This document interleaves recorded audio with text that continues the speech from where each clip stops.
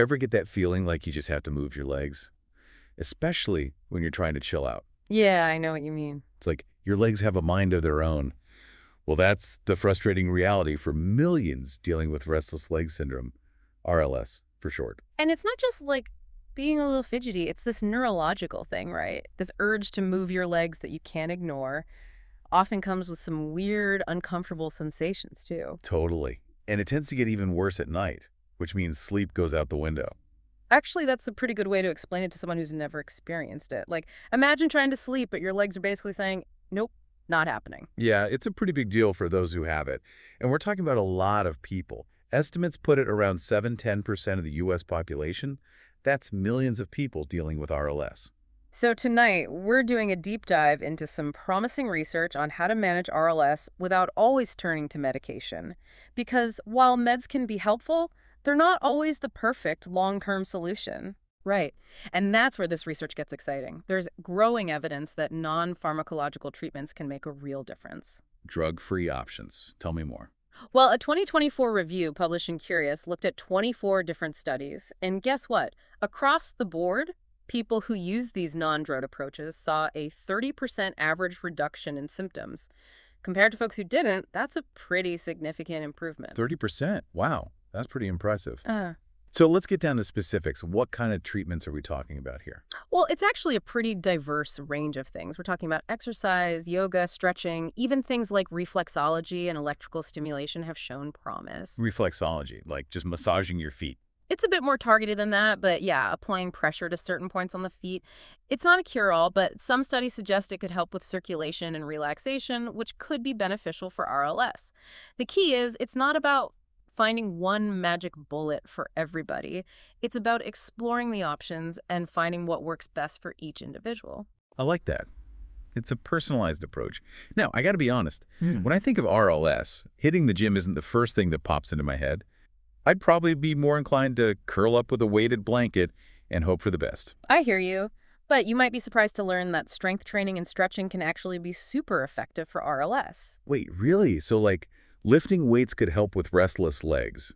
Explain this to me. Well, think about it this way. Exercise gets your blood pumping, improves circulation, and it also helps to loosen up those tight muscles. Both of those things, poor circulation and muscle tension, they're big contributors to RLS. There was one study where people did strength training twice a week, just twice a week, and they saw a 40% reduction in symptoms. That's as good as some medications. 40%? Wow. Okay, you've officially got my attention. So we're talking about stuff like brisk walking, maybe hitting the pool for a swim, trying some yoga, things that people can actually see themselves doing, not like hardcore marathon training or anything crazy, just moving your body in ways that feel good. Exactly. It's about finding movement you enjoy because that's what you're going to stick with. And consistency is key here. Now, there's another aspect to this that we can't ignore. The mind-body connection.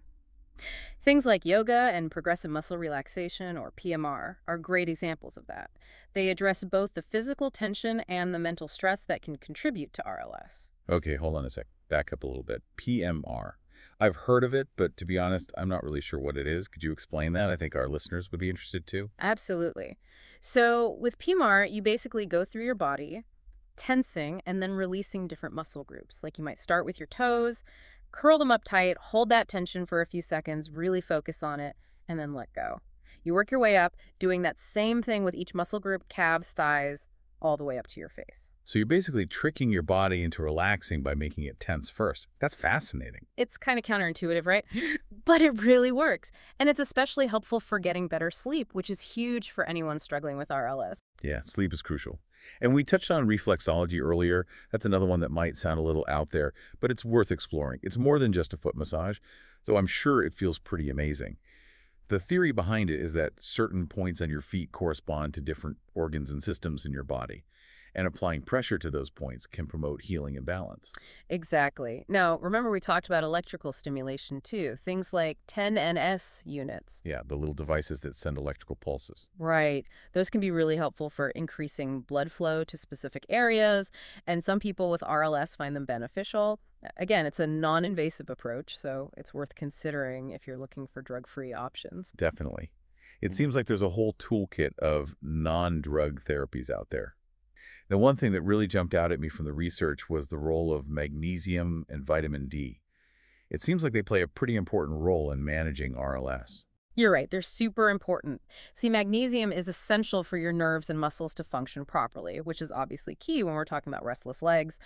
And then there's vitamin D. It's involved in regulating dopamine, a neurotransmitter that often gets out of whack in people with RLS. One study actually found that more than 80% of participants were deficient in either magnesium or vitamin D or both. And those who took supplements saw significant improvement in their symptoms and in their sleep quality. Wow, 80%. Yeah. That's a pretty compelling argument for getting your levels checked if you're struggling with RLS. It's like actionable advice right there. You hear that, listeners. Go get those levels checked. Absolutely. Knowledge is power, right?